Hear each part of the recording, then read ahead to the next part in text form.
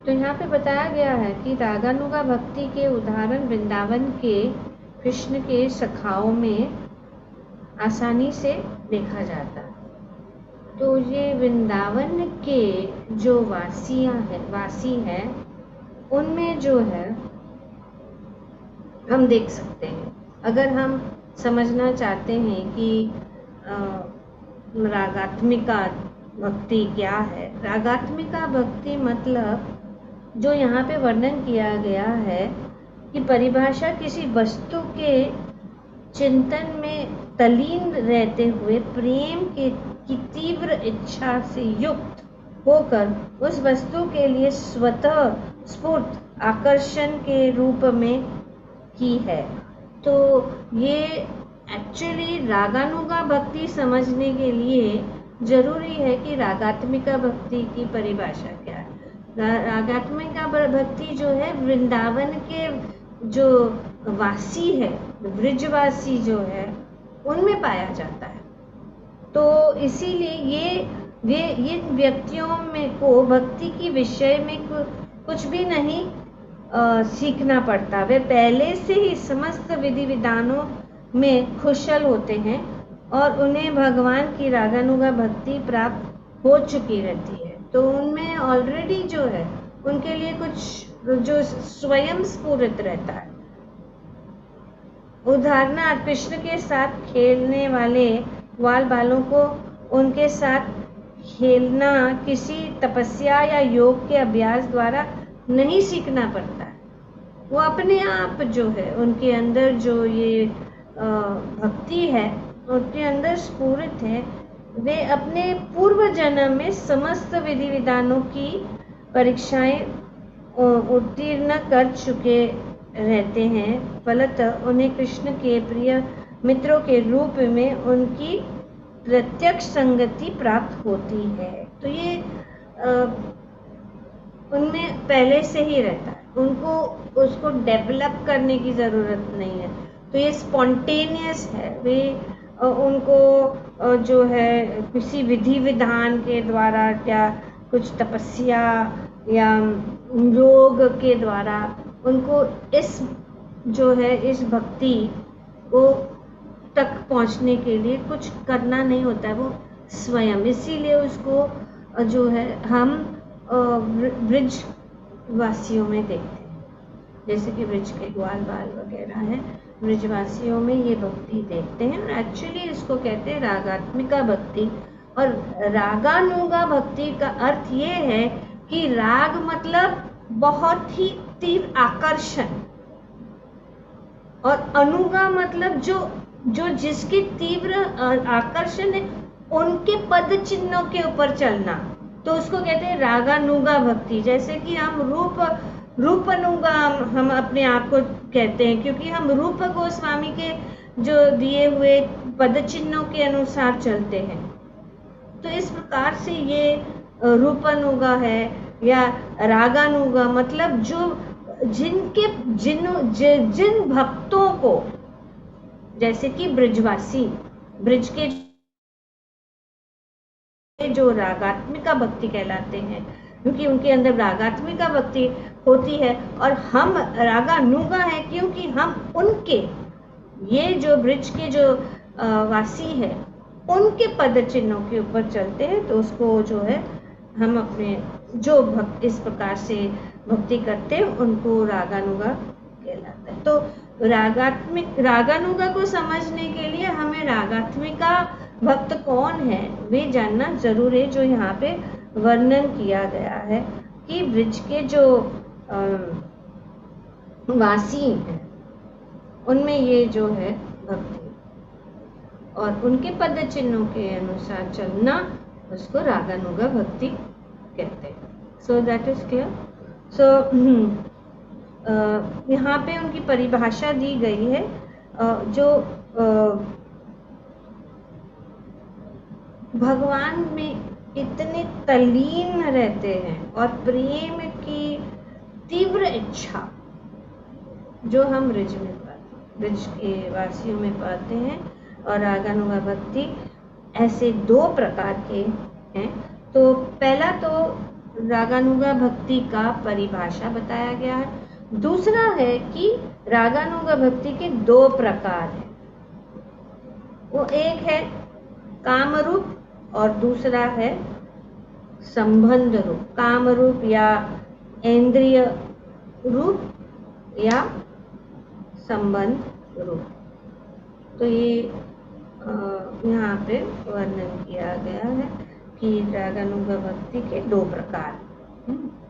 तो इस संबंध में श्रीमद् भागवतम में युधिष्ठिर के प्रति नारद मुनि के कथन का उल्लेख किया जा सकता है, जहाँ नारद कहते हैं कि हे राजन, ऐसे अनेक भक्त हैं जो अपनी इंद्रिय तृप्ति के लिए भगवान से ईर्ष्या या भय के कारण या उनका प्रेम युक्त सानिध्य चाहने के कारण भगवान के प्रति पहले आकृष्ट होते हैं।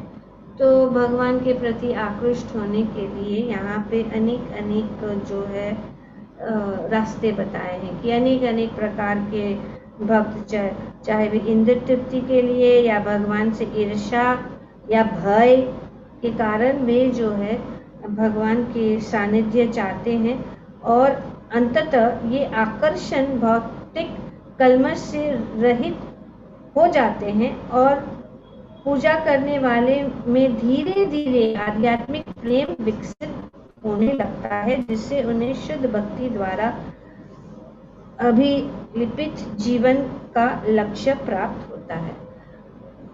तो चाहे कोई भी इच्छा हो या कुछ भी, अगर कोई भगवान के प्रति आकर्षित होता है तो क्योंकि वो आकर्षण के कारण और उनकी हमेशा उनका चिंतन करने के कारण, उनका हमेशा ध्यान करने के कारण, चाहे वो भय में हो, चाहे वो ईर्ष्या में हो, या चाहे वो इंद्रिय तृप्ति के लिए हो, या प्रेम कोई भी आए उनके साथ संबंध, तो इस प्रकार से अनेक जो है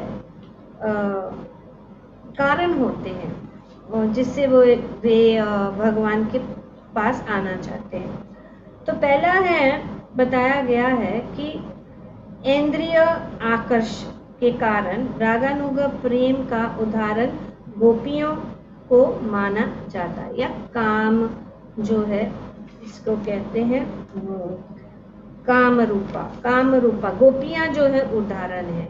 गोपियाँ उदाहरण है कि उनकी इंद्रिय आकर्षण के कारण रागानुगा प्रेम का उदाहरण गोपियाँ को माना जाता है। गोपियाँ तरुणियाँ है और कृष्ण तरुण बालक है। ऊपर से ऐसा लगता है कि यौन काम के आधार पर गोपियाँ कृष्ण के प्रति आकृष्ट है, तो ये बाहर से लगता है, लेकिन ऐसा नहीं है कि गोपियाँ जो है काम पर, वो आगाढ़ प्रेम के कारण वे भगवान के साथ इस प्रकार से ये काम रूपा आकर्षण के कारण वे भगवान के साथ उनका संबंध इस प्रकार है। दूसरा प्रकार है, पहला प्रकार तो ये गोपियाँ हैं, दूसरा प्रकार कंस जो था भय के कारण कृष्ण के प्रति आकृष्ट था। उदाहरण यहाँ पे दूसरा है भय, पहला है इंद्रिय आकर्षण, दूसरा है भय के कारण वे आकृष्ट थे। वे हमेशा भगवान के विषय में सोचता था कि यहाँ पे जैसे बताया गया है कि कंस कृष्ण के सदैव भयभीत रहता था, क्योंकि वह यह भविष्यवाणी हो चुकी थी कि उनका कृष्ण उनका वध करेंगे। तो उनको पता था, इसीलिए हमेशा भयभीत रहता था कि कृष्ण मेरा, अब कृष्ण आएंगे मेरा वध कर देंगे, अब कृष्ण आएंगे मेरा वध करेंगे, अब कृष्ण कहाँ है, उनको ढूंढ निकालो। इस प्रकार से उनको कैसे मैं पकड़ के उनको पहले ही उनको ख़त्म कर दूँ। इस प्रकार से वे हमेशा भगवान से भयभीत रहकर भगवान के बारे में सोचता रहता था। तीसरा उदाहरण है शिशुपाल, सदैव कृष्ण से ईर्ष्या करता था। तो शिशुपाल भी हम देखते हैं कि वो इतना ईर्ष्या करता था भगवान, और भगवान का को हमेशा अपमान करने के लिए वो कभी भी उसके मुंह में कोई अच्छा शब्द नहीं था भगवान के लिए। वो इतना ईर्ष्या करता था कि हमेशा उनकी बुराई करता रहता। चौथा है, यदुकुल के सारे लोग कृष्ण के पारिवारिक संबंध के कारण उन्हें अपने कुल का सदस्य मानते थे। तो ये संबंध एक है काम रूपा और दूसरा है संबंध रूपा। तो यदुकुल के सारे लोग जो है कृष्ण से पारिवारिक संबंध के कारण उन्हें अपने कुल का सदस्य मानते थे। ये विविध प्रकार के भक्त विभिन्न प्रकार से कृष्ण के प्रति स्वतः स्फुरत आकर्षण रखते थे, अतः उन्हें जीवन का एक सा वांछित फल प्राप्त होता है। अभी यहाँ पे पॉइंट बताया जा रहा है कि इतने प्रकार के भक्त थे, वे अनेक प्रकार से भगवान के प्रति जो है आकर्षित थे, और उन्हें जीवन का एक सा मतलब सबको एक जैसा फल मिला। किसको? कंस को भी, शिशुपाल को भी, गोपियों को भी, और ब्रिज जो भगवान यदुकुल के जो सदस्य थे, भगवान के संबंधी थे, उनको भी कृष्ण के प्रति गोपियों का आकर्षण तथा यदुवंश के सदस्य का स्नेह दोनों ही स्वतः स्फूर्त या रागानुगा माने जाते हैं, किंतु कृष्ण के प्रति कंस का भय से जनित आकर्षण या शिशुपाल का द्वेष से उत्पन्न आकर्षण भक्ति नहीं मानी जाती, क्योंकि उनके मनोभाव अनुकूल नहीं थे। वे भगवान के प्रति आकर्षित थे, वे भगवान के विषय में सोचते थे, हर समय भगवान के विषय में सोचते थे, लेकिन वो क्या था? प्रतिकूल था, अनुकूल नहीं था। क्यों? क्योंकि मन की अनुकूल दशा में ही भक्ति संपन्न की जाती है। तो भक्ति कब संपन्न होती है? जब मन की अनुकूल दशा होती है, तभी। इसलिए श्री रूप गोस्वामी के अनुसार ऐसे आकर्षण भक्ति में परिगणित नहीं होते। वे यदुओं के स्नेह का भी विश्लेषण करते हैं। यदि यह स्नेह मैत्री के स्तर पर हो तो यह रागानुगा है, किंतु यदि ये वैधानिक स्तर पर हो तो ऐसा नहीं है। तो रूप गोस्वामी यहाँ पे जो यदुवंशियों का भी वर्णन कर रहे हैं कि अगर उनका जो है आकर्षण तो था कृष्ण के प्रति, लेकिन अगर उनका आकर्षण मैत्री भाव से था तो ये रागानुगा है, लेकिन अगर विधि विधान के अनुसार था तो वो जो है रागानुगा नहीं है। तो जब स्नेह रागानुगा भक्ति के पद को प्राप्त होता है, तब यह शुद्ध भक्ति की श्रेणी में गिनी जाती है। तो ये रागानुगा भक्ति जो है वो शुद्ध भक्ति का स्तर है। जब वो जो स्वयं स्फुरत होता है, चाहे वो स्नेह हो, चाहे वो मैत्री हो, जो भी हो, वो भक्ति जो है वो रागानुगा कहलाती है। अभी यहाँ पे प्रश्न ये उठता है, यह समझने की में कठिनाई हो सकती है कि गोपियां तथा कंस दोनों को एक ही लक्ष्य प्राप्त हो गए। अभी गोपियों को भी जो है भगवान प्राप्त हो गए और कंस को भी मुक्ति प्राप्त हो गई, जबकि कंस तथा शिशुपाल के मनोभाव गोपियों से सर्वथा भिन्न थे। तो ये प्रश्न से उनको भी भक्ति, उनको भी भगवान प्राप्त हुए, और शिशुपाल और कंस को भी भगवान प्राप्त हुए। तो अतः इस बात को ठीक से समझना होगा। तो ये प्रश्न हो सकता है, क्योंकि भगवान, उन्होंने तो भक्ति नहीं की, उन्होंने ईर्ष्या की, उन्होंने भगवान से द्वेष किया, भगवान के साथ जो है भयभीत रहकर रहे, फिर भी उनको मुक्ति प्राप्त हुई। तो ये हमें समझना होगा। तो इस बात को ठीक से समझना होगा। यद्यपि इन सबों का केंद्र बिंदु भगवान है। किसका केंद्र बिंदु भगवान? सभी का, कंस का भी, शिशुपाल का भी, गोपियों का भी, अन्य सब भक्त हैं जो यदुवंशी भी है, वे सब उनका केंद्र क्या था? केंद्र बिंदु क्या था? फोकल पॉइंट क्या था? कृष्ण ही थे, भगवान है। और सभी भक्तों को वैकुंठ प्राप्त होता है, किंतु फिर भी इन दोनों प्रकार के जीवों में अंतर क्या है? तो ये प्रश्न और श्रीमद् भागवतम में का यहाँ पे उल्लेख किया गया है कि प्रथम स्कंद में कहा गया है कि परम सत्य एक है और वही निराकार ब्रह्म परमात्मा तथा भगवान के रूप में प्रकट होता है।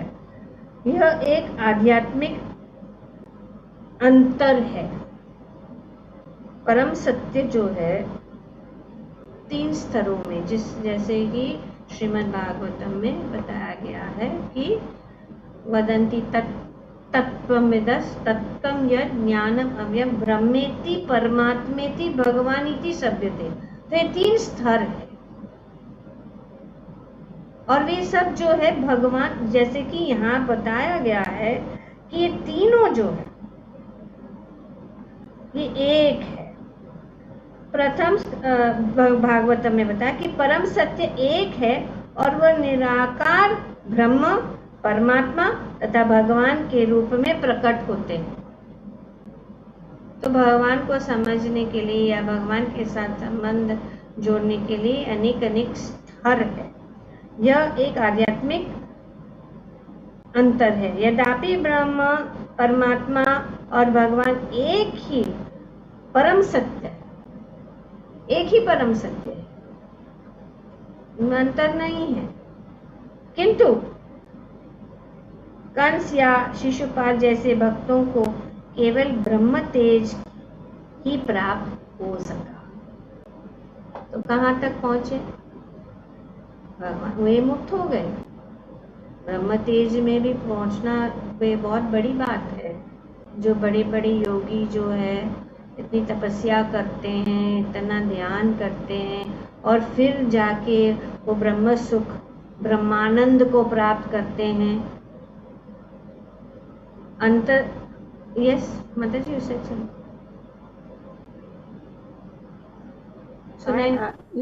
आई जस्ट वांट टू नो, इन लोगों को ब्रह्मेति मिला है, लेकिन ये तो they all come from the curse of the 4 Kumaras, so they should actually be going back to Vaikuntha, no, Mataji? Yeah, but this is what they have attained. As in that from there they will go. Okay. They will go from there, but first they have to do, because they were having that consciousness. It is a level. उन्हें परमात्मा या भगवान का साक्षात्कार नहीं हुआ, यही अंतर है कि उनको साक्षात्कार नहीं हुआ, लेकिन वे ब्रह्म तेज में ही लीन हो गए। यहाँ पर उदाहरण दिया गया जिस प्रकार से, पर ये भगवान ही है सब कुछ, जैसे कि सूर्य का गोला और सूर्य की किरणें, वे सूर्य ही, सूर्य की किरणें को भी सूर्य कैसे, जैसे कि अगर सूर्य के किरण जो है हमारे घर के अंदर आ तो हम बोलते हैं सूर्य आ गया, या रोशनी आ गई, सूर्य आ गया, सूरज आ गया घर के अंदर। तो इस प्रकार से एक है, लेकिन अंतर है। सूर्य का गोला और सूर्य में अंतर है। तो यहाँ पर सूर्य के गोले तथा सूर्य प्रकाश का दृष्टांत प्रस्तुत किया जा सकता है। सूर्य प्रकाश में रहने का अर्थ यह नहीं होता कि कोई व्यक्ति सूर्य के गोले तक जा चुका है। तो एक स्तर है, धीरे धीरे आगे बढ़ते हैं। एक स्तर है, पहले ब्रह्म, फिर परमात्मा और फिर भगवान। तो ये स्टेजेस है भगवान को प्राप्त करने के। तो सूर्य के गोले का ताप, सूर्य प्रकाश धूप के ताप से भिन्न है। जो व्यक्ति जेट विमान या अंतरिक्ष यानों में बैठकर सूर्य प्रकाश से गुजरते हैं, वे सूर्य के गोले तक पहुंचे हो यह आवश्यक नहीं। यद्यपि सूर्य प्रकाश तथा सूर्य का गोला एक है, फिर भी अंतर तो है ही, क्योंकि एक शक्ति ऊर्जा है और दूसरा शक्ति का स्रोत है। तो ये अंतर है। तो ऐसा नहीं समझना चाहिए कि शिशुपाल और कंस को मुक्ति प्राप्त हो गई तो सब एक है, नहीं। वो जो है वो एक स्तर पर पहुंचे हैं, पूर्ण जो है स्तर पर नहीं पहुंचे हैं। इसी प्रकार परम सत्य तथा उनका शारीरिक तेज एक साथ एक तथा भिन्न है। तो एक साथ है पर भिन्न भी है। कंस तथा शिशुपाल को परम सत्य की प्राप्ति तो हुई, किंतु उन्हें गोलोक वृंदावन धाम में प्रविष्ट होने नहीं दिया गया। मतलब गोलोक धाम में नहीं जा पाए। वे परम सत्य को प्राप्ति हुई क्योंकि ब्रह्म तेज या ये जो ब्रह्मण में लीन हो जाना या ब्रह्म ज्योति को प्राप्त करना भी जो है परम सत्य की प्राप्ति, लेकिन वह पूर्ण नहीं है। पूर्ण क्या है? भगवान का धाम गोलोक वृंदावन में प्रवेश करना, और उनको वहां नहीं मिला। तो इस प्रकार से निर्विशेषवादियों तथा भगवान के शत्रुओं को ईश्वर के प्रति आकर्षण के कारण भगवत राज्य में प्रवेश करने की अनुमति तो दी जाती है, किंतु उन्हें वैकुंठ लोक या भगवान के गोलोक वृंदावन में प्रविष्ट होने नहीं दिया जाता है। राज्य में तथा राजा के महल में प्रवेश करना एक जैसा नहीं है। जैसे कि राज्य और राजा के महल, तो उनके राज्य में जा सकते हैं, वो आध्यात्मिक जगत में जाते हैं, लेकिन उनके जो निजी जो महल है उसमें जैसे कि गोलोक वृंदावन में नहीं जा सकते। भगवान इतने दयालु है कि अपने शत्रुओं को भी उच्च स्थान देते कि क्योंकि जिसने भगवान ने जिसे छुआ उनको तो मुक्ति प्राप्त हो जाती, मुक्ति प्राप्त हो जाती। तो स्वयं भगवान के साथ उनका संपर्क हुआ है। भगवान का ये एक गुण है, 64 गुणों में से एक गुण है कि वे जिन असुरों का वे वध करते हैं उनको जो है मुक्ति प्रदान हो जाती है, वो मुक्त हो जाते हैं। तो इस प्रकार से यहाँ पे ये वर्णन किया गया कि उनको कैसे, उनको ये इतने बुरे लोग हैं, इन्होंने इतना इतना सब किया, ईर्ष्या किया और भय किया, भगवान को मारने तक पे तुले हुए थे और उनको भी ऊंचा स्तर पर प्राप्त किया। तो ऐसे कैसे हो सकता है? पर ये ऊंचा स्तर नहीं है, और हम जानते हैं कि ब्रह्म ज्योति जो है वहां तक पहुंच सकते हैं, आगे नहीं। श्री रूप गोस्वामी निर्विशेषवादियों तथा शून्यवादियों की पृथक पृथक उपलब्धियों का बतलाना चाहते हैं। सामान्यतया जो लोग निर्विशेषवादी है और भगवान के प्रति शत्रु भाव रखते हैं, यदि वे आध्यात्मिक सिद्धि प्राप्त कर लेते हैं तो उन्हें केवल निराकार ब्रह्म तक ही पहुंचने दिया जाता है। तो ये यहाँ पर बताया गया, निर्विशेषवादी विचारक एक प्रकार से भगवान के शत्रुवत है, क्योंकि भगवान के कट्टर शत्रुओं तथा निर्विशेषवादियों दोनों को ब्रह्म ज्योति में ही प्रवेश होने दिया जाता है। इसलिए यह समझा जाता है कि दोनों एक ही श्रेणी में आते हैं और वास्तव में निर्विशेषवादी ईश्वर के शत्रु होते हैं, क्योंकि वे ईश्वर के अद्वितीय ऐश्वर्य को फूटी आंखों से भी देख नहीं सकते। भगवान के ऐश्वर्य को देख नहीं सकते, फूटी आंखों से भी नहीं देख सकते, इसीलिए भी ईर्ष्या करते हैं। पर फिर भी भगवान इतने दयालु है कि ऐसी ईर्ष्यालु लोगों को भी भगवान जो है अपने ब्रह्म ज्योति में स्थान देते हैं। तो वे अपने को भगवान के ही समक्ष रखने का प्रयास करते हैं। यह उनके द्वेष भाव के कारण है। श्री चैतन्य महाप्रभु ने इन निर्विशेषवादियों को ईश्वर का अपराधी घोषित किया है, किंतु भगवान इतने दयालु हैं कि वे अपने इन शत्रुओं को भी आध्यात्मिक जगत में आने और निर्विशेष ब्रह्म ज्योति में रहते रहने की अनुमति प्रदान कर। तो भगवान के साथ संपर्क में आने से किसी न किसी प्रकार से अगर हम भगवान के संपर्क में आते हैं तो कभी भी कुछ जो है हमारा कुछ नहीं हम खोएंगे, कुछ भी नहीं खो पाएंगे। सब कुछ जो है जितना भी है हमारे पास, जितना भी हमारे अंदर अवगुण है, जितना भी हमारे अंदर प्रेम है, जो भी है भगवान उसको स्वीकारते हैं। और अगर हमारे अंदर अवगुण भी है और भगवान की भक्ति हम करते रहते हैं तो भगवान के साथ या भगवान का स्मरण करते रहने से हमारे अंदर जितने भी अवगुण हैं वे जो है नष्ट हो जाते हैं। तो ये भगवान का परम जो है दयालु स्वभाव है। ये सब क्योंकि हम सब जो है भगवान के अंश है, भगवान हमारे परम पिता है, भगवान पक्षपात नहीं करते, भगवान सभी को एक जैसा मानते हैं, वे किसी को भेदभाव नहीं करते, सबको समान रूप से जो है वे देखते हैं। जो हम भागवतम में भी पढ़ चुके हैं कि भगवान किसी समदर्शी है। तो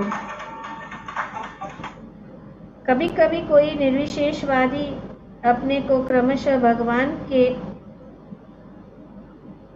सविशेष भाव तक ऊपर उठा सकता है। इसकी पुष्टि भगवद गीता में हुई है। जो वास्तव में ज्ञानी है वह अपने अनेक जन्म मरणों के बाद मेरी शरण में आता है। जैसे कि हम भगवद गीता में जानते कि बहुनाम जन्मनाम अन्ते ज्ञानवान वासुदेव सर्वमिति। तो अंत में वे जानते हैं कि भगवान ही सब कुछ है और भगवान के पास ले जाते हैं। ऐसी शरणागति से निर्विशेषवादी वैकुंठ लोक को जा सकता है, जहाँ शरणागत जीव के तौर पर उन्हें भगवान जैसा शारीरिक सारूप्य प्राप्त हो जाता है। तो वैकुंठ तक भी जा सकते हैं। तो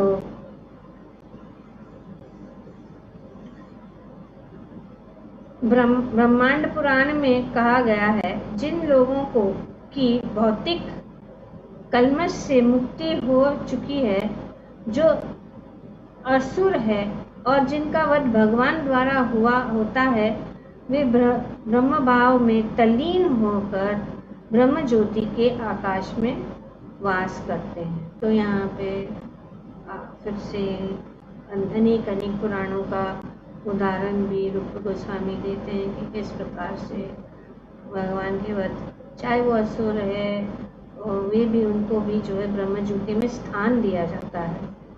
यह आध्यात्मिक आकाश भौतिक आकाश से बहुत आगे है। इसकी पुष्टि भगवद गीता द्वारा भी होती है, जिसमें कहा गया है कि इस भौतिक आकाश से परे अन्य नित्य आकाश है।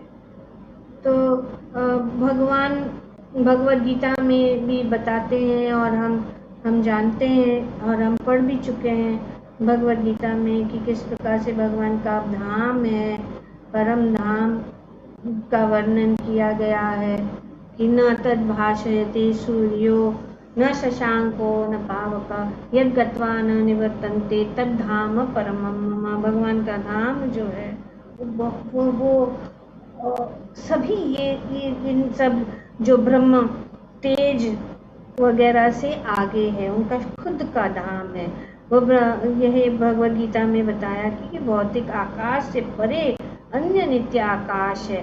इस ब्रह्म ज्योति में शत्रुओं तथा निर्विशेष वादियों को प्रवेश होने दिया जा सकता है, किंतु कृष्ण के भक्त सीधे वैकुंठ लोक जाते हैं। तो जो कृष्ण के भक्त हैं, जो भगवान के अनुकूल भक्ति करते हैं, उनका क्या है, सीधा वैकुंठ जाते हैं। तो कृष्ण की भक्ति करने से हम भगवान को, अगर असुर भी ब्रह्म ज्योति तक जा सकते हैं, तो जो भक्त है उनका कहना ही क्या। तो इसीलिए हमें कभी भी ऐसा नहीं सोचना चाहिए कि पता नहीं भक्ति हम कर रहे हैं, हमको सफलता प्राप्त होगी या नहीं होगी। जिसने भगवान की भक्ति की है वे इस भवसागर को पार करके भगवत धाम निश्चित रूप से जा सकता, अगर वो भक्ति में रहे। कम से कम नीचे की योनि में तो नहीं जाएगा। अगले जन्म में अगर उनको अगर अगला जन्म लेना भी है तो निश्चित है कि वो मनुष्य जीवन प्राप्त करेगा और वो नीचे, उनका पतन नहीं होगा नीचे की योनियों में। तो ये यहाँ पे हम देख सकते हैं कि भक्त जो है कहाँ जाते हैं, वैकुंठ धाम में जाते हैं।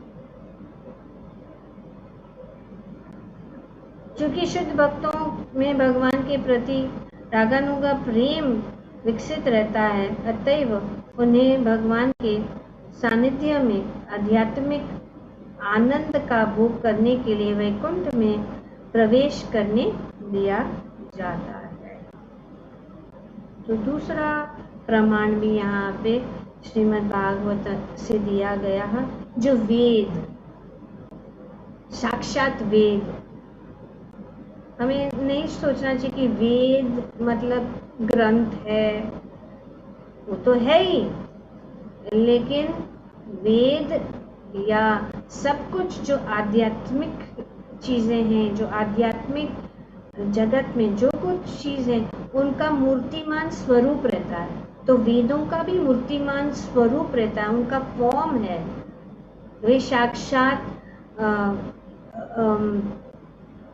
सिर्फ ग्रंथ नहीं, लेकिन वे एक रूपी जो है भगवान के भक्त है, वेद रूपी भगवान। तो वेद जो है भगवान को इस प्रकार से संबोधित करते हैं कि हे प्रभु, योगी जन आपके अंतर्यामी स्वरूप का ध्यान करते हैं, अतः वे निर्विशेष ब्रह्म ज्योति में तलीन होने की आध्यात्मिक सिद्धि प्राप्त करते हैं।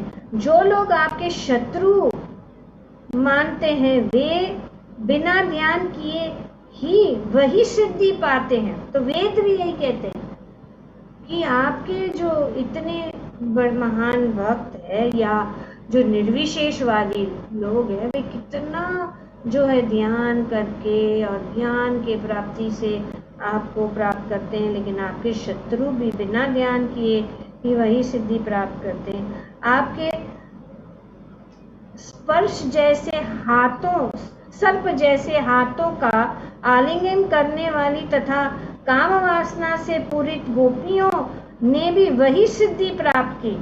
जहाँ तक हमारा प्रश्न है, हम वैदिक ज्ञान के विभिन्न अंगों के अधिपति देवता रूप गोपियों का ही अनुसरण करते हैं। इस प्रकार हम इस सिद्धि को प्राप्त करने की आशा करते हैं। उसी सिद्धि के संदर्भ में हमें सूर्य तथा सूर्य प्रकाश के दृष्टांत को ध्यान में रखना होगा। जो निर्विशेषवादी है वे सूर्य प्रकाशवत ब्रह्म ज्योति में तलीन होते हैं, किंतु जो भगवत प्रेम में मग्न रहते हैं वे भगवत धाम गोलोक वृंदावन में प्रवेश करते हैं। तो वेद भी यहाँ पे कहते हैं कि हम जो है हम क्या कहते हैं, विभिन्न की गोपियों का ही अनुसरण करते हैं। तो गोपियों का अनुसरण मतलब रागानुगा भक्ति के रूप में। गोपियों की काम वासना किस प्रकार की भौतिक काम वासना की सूचक नहीं है। तो गोपियों की काम वासना किसी प्रकार से जो भौतिक काम वासना है इसके सूचक नहीं है। श्री रूप गोस्वामी बताते हैं यह काम वासना भक्त की कृष्ण से संगति की विशेष प्रवृत्ति की सूचक है। तो कभी कभी लोग जो है इस प्रकार से कहते हैं कि ये कैसा है, तो ये समझना कठिन है। तो ये जानना जरूरी है कि भगवान गोपियों के साथ जो भगवान का संबंध है ये काम वासना नहीं है, ये उच्च स्तर का जो आध्यात्मिक संबंध है। प्रत्येक भक्त में सिद्ध अवस्था प्राप्त होने पर कृष्ण के प्रति रागात्मक आकर्षण उत्पन्न होता है। कभी कभी यह आकर्षण भक्त की काम वासना कहलाता है। यह वासना भक्त द्वारा विशेष स्थिति में भगवान की सेवा करने की अत्यधिक आकांक्षा होती है।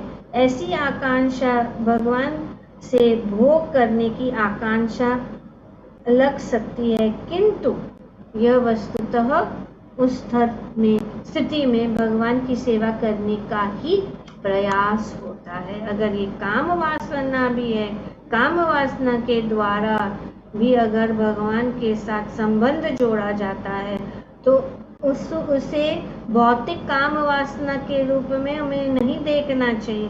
गोपियों का जो संबंध है भगवान के प्रति, वे जो है भगवान की उच्च सेवा करने का ही प्रयास है। भगवान को काम वासना का अर्थ यहाँ पे बताया गया है कि उदाहरण कोई भक्त भगवान से के ग्वाल सखा के रूप में सानिध्य प्राप्त करने के लिए आकांक्षित हो सकता है। तब वह चारागाह में गायों की देखरेख में सहायक बनकर भगवान की सेवा करना चाहता है। तो जो ब्रज की गोपियां हैं, ब्रज के ग्वाल बाल जो है, उनका एक ही उद्देश्य है, भगवान की उनका एक ही आकर्षण है कि किस प्रकार से भगवान को आनंद प्रदान करे, किस प्रकार से वे भगवान की सेवा करे, किस प्रकार से वह भगवान को आनंद दे। वे अपनी इंद्रियों को आनंद नहीं देना चाहते, वे भगवान की इंद्रियों को आनंद देना चाहते हैं। इससे ऐसा लगेगा कि वह भगवान की सानिध्य को भोगने का इच्छुक है, किंतु वस्तुतः ये रागानुग प्रेम है जिससे वह दिव्य गायों की देखरेख में उनकी सेवा करना चाहती, तो भगवान की सहायता करना चाहती। भगवान की को इस प्रकार से ये उदाहरण दिया है कि किस प्रकार कोई भक्त भगवान अनेक उदाहरण हैं और ब्रज के अनेक जो वासी हैं, जैसे कि गोपियां हैं, नंद बाबा है, माता यशोदा है, ग्वाल बाल है, अनेक जो वहाँ पे गोपियां हैं, वे अनेक रूप से भगवान की सेवा करते हैं। तो रागानुगा मतलब हम उनके पद चिन्हों के, जिस प्रकार से यहाँ पे बताया गया कि एक ग्वाल बाल की इच्छा है कि वे भगवान को जो है गायों को देखभाल करना चाहता है, और इस प्रकार से वे जो भगवान को सहायता करना चाहते कि वे उनको इस प्रकार से गायों का देखभाल करने में उनका इंटरेस्ट है और इस प्रकार वे सेवा करते हैं। या किसी को भगवान के साथ खेलने की इच्छा होती है, या किसी को भगवान एक ग्वाल बाल के जैसे, तो किसी भी एक भी ब्रजवासी जो है उनके पद चिन्हों के अनुसार हम चल सकते हैं। तो इसीलिए इनका सभी जो ब्रजवासियों का चरित्र बताया गया है, चाहे वो राधा रानी है, चाहे वो ललिता है, चाहे वो विशाखा है, चाहे वो वृंदा देवी है, अनेक अनेक गोपियां हैं, अनेक अनेक ग्वाल बाल है, चाहे वे सुबल है या सुदामा है, अनेक अनेक जो भक्त है उनका वर्णन किया जाए। अब बताया गया है कि काम रूपा आकर्षण या इंद्रिय आकर्षण भगवान की सेवा की यह उत्कृष्ट इच्छा ब्रज की दिव्य भूमि में प्रकट होती है, और वह भी विशेषकर गोपियों में। तो ये काम रूपा आकर्षण किसमें प्रकट होती है? ब्रज की गोपियों में। कृष्ण के लिए गोपियों का प्रेम इतना उच्च है कि कभी कभी हमें समझने के लिए इसे काम वासना के रूप में बतलाया जाता है। इतना उच्च है कि हम समझ ही नहीं सकते कि काम वासना से परे है, लेकिन हम तो इस भौतिक जगत में यही जानते काम वासना। तो इसीलिए यहाँ पे भी बताया गया है। चैतन्य चरितामृत के लेखक कृष्णदास कविराज गोस्वामी ने काम वासना तथा सेवा भाव के अंतर को इस प्रकार प्रकट किया। अभी काम वासना और सेवा भाव का क्या अंतर है? काम वासना और सेवा भाव का क्या अंतर है? काम वासना का अर्थ है अपनी निजी इंद्रियों की तुष्टि करने की इच्छा। काम वासना क्या है? क्या है? अपने निजी इंद्रियों की तुष्टि करने की इच्छा। और दिव्य इच्छा क्या का अर्थ है? भगवान की इंद्रियों की सेवा करने की इच्छा। समसिद्धि हरितोषणम, भगवान की इंद्रियों को आनंद देने को जो है देने का ये काम रूपा आकर्षण या ये रागात्मिका भक्ति या रागानुगा भक्ति कहलाती है। तो भौतिक जगत में प्रेमी द्वारा अपने प्रेमिका की इंद्रियों को तुष्ट करने की इच्छा जैसी कोई वस्तु नहीं है। तो इस भौतिक जगत में तो ये होता ही नहीं है कि कोई किसी प्रेमी द्वारा अपने प्रेमिका की इंद्रियों को तुष्ट करने के लिए, ऐसा कभी दिखा नहीं जाते। वस्तुतः भौतिक जगत में प्रत्येक व्यक्ति अपनी ही इंद्रिय की तुष्टि चाहता है। अगर किसी को प्रेम भी करता है वो इसी अपनी इंद्रियों, क्योंकि उन्हें अच्छा लगता है, लेकिन दूसरे के लिए जो अच्छा लगता है वो यहाँ पे इस जगत में नहीं है। इसीलिए दिव्य है जो ये प्रेम है गोपियों का भगवान के प्रति, कि वे अपनी इंद्रिय वे नहीं चाहते। जैसे कि हम देखते हैं कि वे जानते हैं कि भगवान को राधा रानी अति प्रिय है। सब जो ब्रजवासी है, सब गोपियां जो है, वे जानते हैं कि भगवान, जब राधा रानी भगवान के पास रहती है तो वे बहुत खुश रहती। तो सभी गोपियां जो है वे भगवान को नहीं चाहती, वे चाहते कि भगवान खुश रहे। और क्योंकि भगवान खुश कैसे रहेंगे वे जानते थे, इसीलिए वे हमेशा जो यही इच्छा रखती है कि किस प्रकार से भगवान कृष्ण राधा रानी का मिलन हो, किस प्रकार से वे मिले। और जब वे उन दोनों को साथ में देखते थे तब वे जो है उनको आनंद प्राप्त होता था, क्योंकि वे उनको नहीं चाहते, वे भगवान को नहीं चाहते, वे नहीं चाहते थे, वे सिर्फ यही चाहते थे कि भगवान खुश रहे और उनकी खुशी के लिए कुछ भी करने के लिए तैयार थे। अपने सब कुछ त्याग कर, अपने घर, अपने पति, अपने बालक, अपने सब कुछ जो भी है त्याग कर वे जब भगवान की आनंद देने के लिए सब कुछ त्यागने के लिए तैयार थे। तो इनके यहाँ तक भी, जैसे कि ये कथा जानते हैं कि जब भगवान द्वारका में थे तो उन्होंने ये दिखाना चाहते थे कि गोपियों का प्रेम कितना ऊंचा है। तो एक बार उन्होंने जैसे उन्होंने ऐसे दिखावा किया कि उनको बहुत सिर में दर्द हो रहा, बहुत सिर में दर्द हो रहा, तो सब वेद को बुलाया गया, सबको बुलाया गया, कोई इलाज ही नहीं है, इलाज ही नहीं है। फिर जो है नारद मुनि आए तो भगवान को पूछे कि अगर आपका सिर दर्द, इतना बड़ा सिर दर्द, इतना जोर से सिर दर्द हो रहा, उसका उपाय क्या है? तो फिर उन्होंने कहा कि अगर जो है मेरे शुद्ध भक्त के चरणों की धूल अगर मुझे मिल जाए और मैं उस धूल को मेरे मस्तक पे लगा दूं तो मेरा सर दर्द कम हो जाएगा।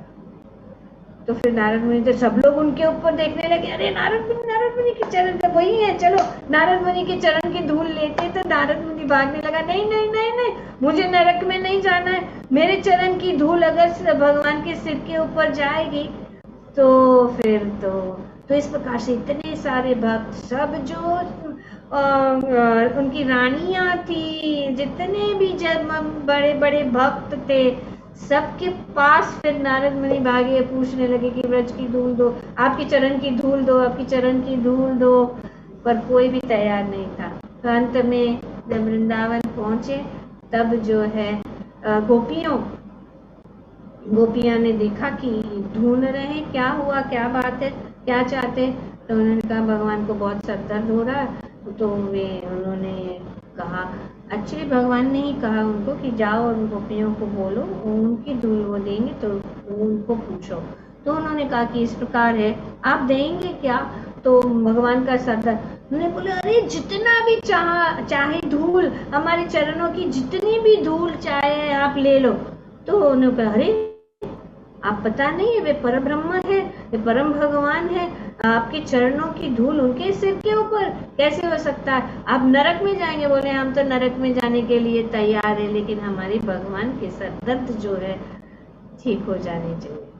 तो गोपियों का प्रेम ऐसा है कि वे नरक में जाने के लिए भी तैयार है, वे कुछ भी करने के लिए तैयार है, भगवान को प्रसन्न करने के लिए, भगवान को आनंद देने के लिए, इतना उनका अगाध प्रेम है। तो यहाँ पे ये वर्णन किया गया कि ये भौतिक जगत में कौन करे? अगर किसी को अगर हमारे पास कोई आए, बोले आपका चरण का धूल दो, क्या हम करेंगे? हम बोले, नहीं बाबा, हम तो नरक में नहीं जाना चाहते हैं। तो ये जो भौतिक जगत में ऐसा है।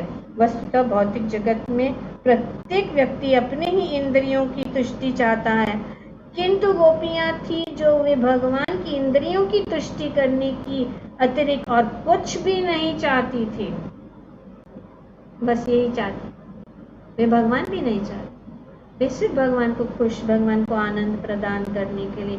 भौतिक जगत में इस तरह का कोई दृष्टांत नहीं मिलता, इसलिए जो विद्वान है कभी कभी कृष्ण के प्रति गोपियों के भावात्मक प्रेम को भौतिक जगत की काम वासना जैसे वर्णन करते हैं। तो ऐसे ही है, क्योंकि उनको ये अंडरस्टैंडिंग ही नहीं है। किसी को जो बड़े बड़े विद्वान भी जो है, गोपियों का प्रेम वो इतना उच्चतर है, हम इतने तुच्छ है कि हम भी उसका वर्णन नहीं कर या समझ नहीं सकते, क्योंकि हमने जो प्रेम इस भौतिक जगत में देखा है उसके साथ ही तुलना करेंगे और कुछ, लेकिन उसके ऊपर इतना ऊंचा ये है, ये भगवत प्रेम, वो उसका अनुभव तो हमें इस भौतिक जगत में है ही नहीं। तो इसके लिए इसको काम वासना करके जो ये भौतिक और किंतु ऐसे सात्विक अर्थ को ग्रहण नहीं करना चाहते,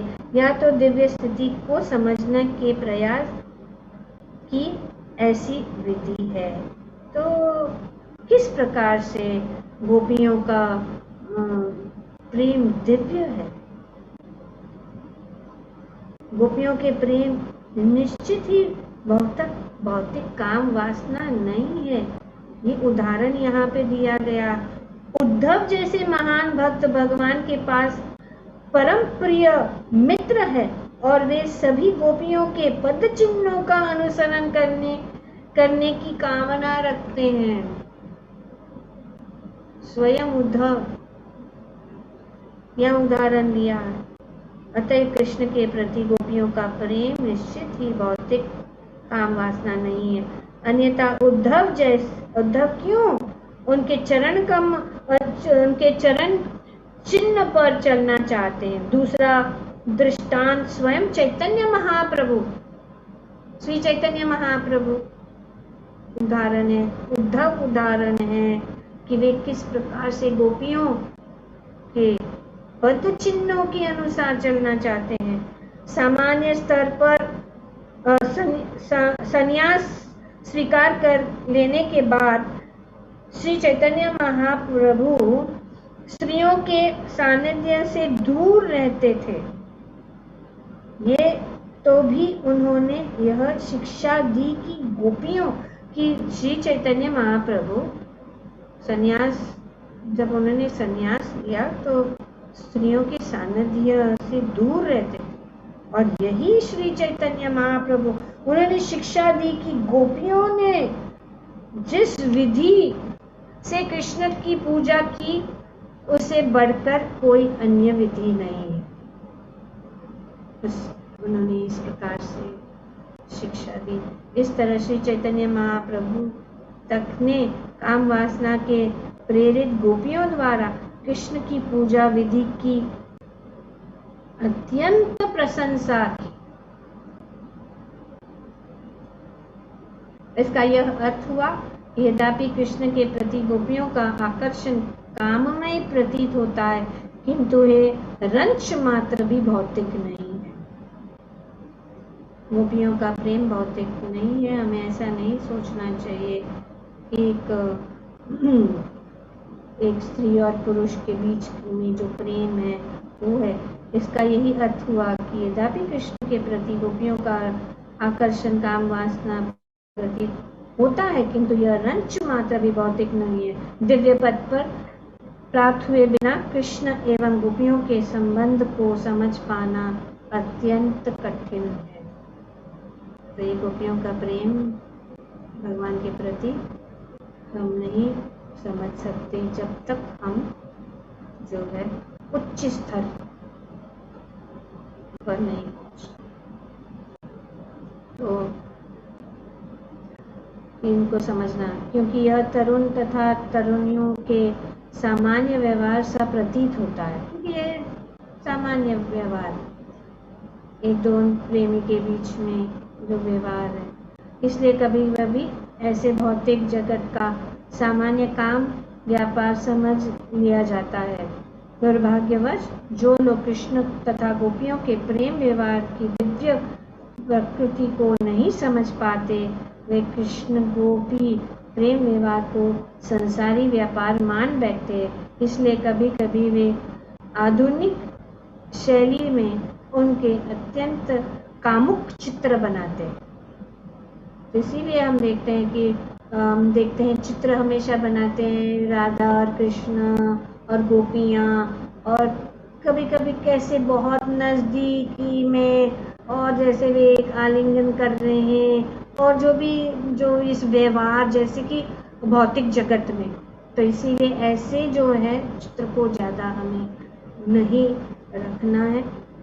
हमें भगवान के जो अर्चित विग्रह श्री श्री राधा कृष्ण ललिता विशाखा, जैसे कि श्री श्री राधा रास बिहारी है, ललिता विशाखा, ऐसे चित्र को हमें या भगवान के ग्वाल बालों के साथ चित्र रख सकते हैं। लेकिन ये प्रेम व्यवहार जैसा चित्र, ये जो है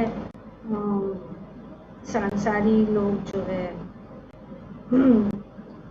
आधुनिक शैली में उनके अत्यंत कामुक चित्र बनाते हैं, वो बहुत मिलते हैं। दूसरी ओर कभी अभी व्हाट्सएप में तो पता नहीं कितना सब बताते आते रहते हैं। दूसरी ओर कुब्जा की काम वासना को विद्वान प्राय काम वासना कहकर वर्णन करते।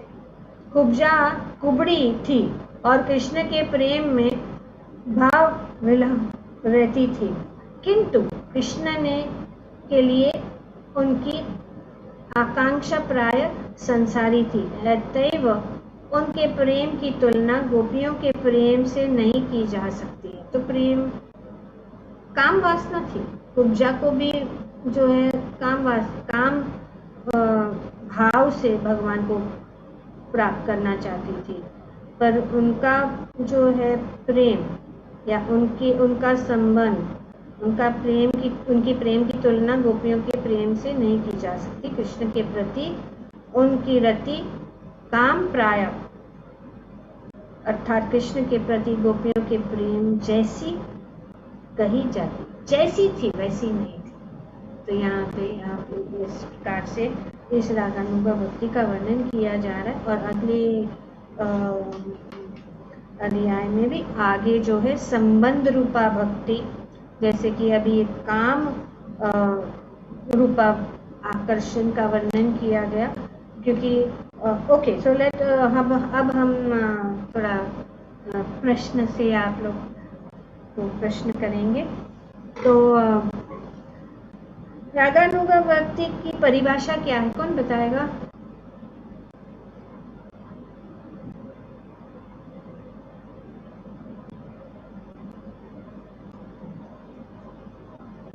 मैत्री स्वभाव माता ji. Yes okay very good, yes और कुछ? यस वंदना माता। स्पॉन्टेनियस यस ओके, क्या है परिभाषा? जो भगवान में तल्लीन रहते हैं और प्रेम की तीव्र इच्छा होती है। हाँ, जो भगवान में तल्लीन रहते हैं, प्रेम की इच्छा, उनका जो वृंदावन के उदाहरण कौन है? यस माता जी, हाँ ब्रिज की गोपियां या ब्रिजवासी, ब्रिज के जो वासी हैं, चाहे वो ग्वालबाल है चाहे गोपियां हैं, यदुवंश के परिवार वाले सदस्य। ओके, पर उसमें भी अंतर है। यदुवंश के इसमें वो संबंध ये है, तो उस संबंध रागानुगा और काम जो रूपा भक्ति। हाँ, तो अभी ये दो प्रकार की रागानुगा भक्ति या रागात्मिका भक्ति दो प्रकार के हैं। कौन से हैं वो?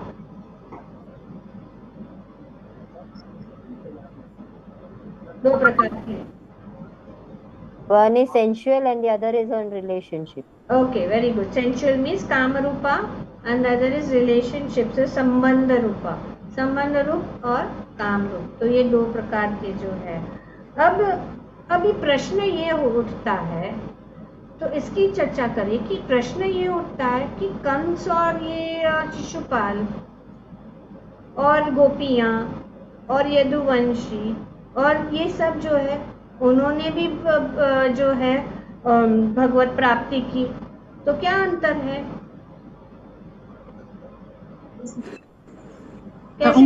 उनको सेवा नहीं मिलेगी। somebody else answer will ask now, but somebody else, yes, हाँ योगिनी, okay. Gopi's love was devotional love, spontaneous love, whereas Shishupal and they were out of envy, they were remembering Krishna. हाँ, तो आकर्षण कितने प्रकार के आकर्षण हो सकता है? प्रेम और यस ओके वंदना माता। सेवा भाव था माता जी। लक्ष्मी जी बोलिए, लक्ष्मी जी बोलिए। माता जी, सेवा भाव था गोपियों का। हाँ, भक्ति सेवा भाव से था। ओके, लेकिन और ग्वालों का भी सेवा भाव से था। लेकिन उनका भाव सेवा भाव था। लेकिन कंस का क्या था? भगवान से साथ उनका शत्रु का भाई यस। और शिशुपाल, शिशुपाल का क्या भाव था? ईर्ष्या, करेक्ट, शिशुपाल का ईर्ष्या। और यदुकुल के जो वासी थे उनका क्या था? संबंध है ना। लेकिन प्रश्न ये उठता है कि इन लोगों को जो भगवान के प्रतिकूल थे उनको भी जो है भगवत प्राप्ति होगी? कैसे कैसे ऐसे हो सकता है? वो ब्रह्म ज्योति में ब्रह्म परम ज्योति सत्य को की प्राप्ति कैसे हुई उनको? समदृष्टि उन्होंने समदृष्टि प्रेम नहीं की। यस लक्ष्मी जी। समदृष्टि माता जी, भगवान ने हाँ, सबको एक ही दृष्टि से देखा है। Yes very good. भगवान समदर्शी है। भगवान को भगवान को प्राप्त करने की कितने स्तर है? बोलो। कितने स्तर है? तीन 3। ओके तीन, यस। ललिता माता जी ब्रह्मेति कौन से हैं? ब्रह्मेति परमात्मेति और ब्रह्मेति परमेति एंड भगवान। ब्रह्मन परमात्मा एंड भगवान। If you can't say this thing in Sanskrit, is Brahmeti, Paramatmeti, Bhagwaniti. So Brahma, Brahman, परमात्मा एंड भगवान। भगवान। तो इन लोगों को क्या प्राप्त हुआ? शिशुपाल और यस इनको ब्रह्म ज्योति प्राप्त हुई बाबा। ब्रह्म। शिशुपाल और साई। क्यों? क्योंकि भगवान बहुत ही दयालु है समदृष्टि कि चाहे उनका स्मरण हम प्रतिकूल या अनुकूल रूप में करें, पर वो स्मरण तो किया ना। वो हमेशा भगवान के विषय में सोचते रहे। पर भगवान इतने दयालु हैं कि इतने जो शत्रुओं को भी आध्यात्मिक जगत में आने की अनुमति देते हैं। उनको आने का ये है जो है उनको अवसर प्रदान करते हैं ताकि वो ऊपर उठ सके। Very good. आप लोगों ने बहुत अच्छी तरह से। तो गोपियों का प्रेम दिव्य है। ये क्या प्रमाण है? किन लोगों ने ये प्रमाण हमें दिया है? और काम वासना का अर्थ क्या है? काम वासना का अर्थ क्या बताइए? जो कृष्णदास कविराज गोस्वामी, काम वासना का परिभाषा क्या है? अपनी संतुष्टि के लिए काम करना। हाँ, और अपने निजी इंद्रिय तृप्ति के लिए और दिव्य इच्छा भगवान की तृप्ति के लिए। Very good. तो ये बात है। Very good, very nice. तो काम वासना किसको कहते हैं? अपनी इंद्रियां की संतुष्टि के लिए। और दिव्य इच्छा जो है भगवान की इंद्रियों को प्रसन्न करने के लिए। Okay, very nice everybody. अभी माता जी वो दो एग्जांपल्स उसके आंसर। क्या है? एक माता जी क्या है? Yes yes yes. एक तो उद्धव ने दिया था जो वो इतना ज्ञान होते हुए भी गोपियों का अनुसरण करना चाहते थे। और चैतन्य महाप्रभु जी का दूसरा एग्जाम्पल है जिन्होंने सन्यासी होने के बाद भी, स्त्रियों से दूर रहने के बाद भी गोपियों की भक्ति को उच्च श्रेणी का बताया है। Very good. तो ये जो हमारे पास प्रमाण है कि किस प्रकार से उद्धव जी और श्री चैतन्य महाप्रभु स्वयं, ठीक है। तो अनेक अनेक और कुब्जा का भी वर्णन किया क्योंकि उनका भी काम था, लेकिन उनकी काम वासना और गोपियों के काम वासना में अंतर, ठीक है, उनका प्रेम। तो थैंक यू वेरी मच। तो इस प्रकार से 15वां अध्याय आगे हम दागानुगा भक्ति क्रमशः समझने की कोशिश करें। ओके, किसी का कोई प्रश्न है या कुछ कहना चाहेंगे? माता ji this question answers are very interesting क्योंकि आप जो लास्ट में पूछते हो तो हम सब अलर्ट हो जाते हैं और हमें पता भी चलता है कि हमने कितना ध्यान से क्लास सुनी है, कितना ध्यान से पढ़ा है। I think you should ask daily these question answers. Everybody is aware. हम लोग ढूंढने लगते हैं कि कहाँ मिस हुआ है, कहाँ से छूट गया है। वेरी नाइस माता जी। So what we will do? Okay, so it's a good thing, but every time it's me. So maybe